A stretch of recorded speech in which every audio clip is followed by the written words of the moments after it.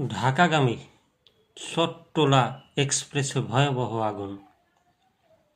চট্টগ্রামের সীতাকুণ্ড উপজেলার ফৌজদারহাট এলাকায় ঢাকা অভিমুখী চট্টলা এক্সপ্রেস ট্রেনে এক ভয়াবহ অগ্নিকাণ্ডের ঘটনা ঘটেছে।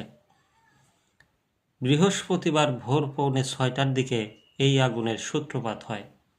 আগুনের খবর পেয়ে ফায়ার সার্ভিসের কর্মীরা দ্রুত ঘটনাস্থলে পৌঁছে পরিস্থিতি নিয়ন্ত্রণে আনেন।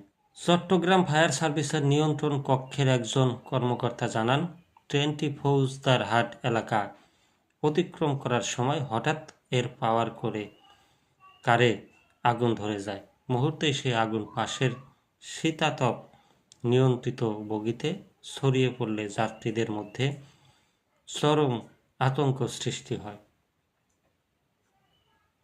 সংবাদ পাওয়ার পরপরই কুমিরা ফায়ার স্টেশন থেকে 2টি ইউনিট দ্রুত ঘটনাস্থলে পৌঁছে উদ্ধার কাজ শুরু করে।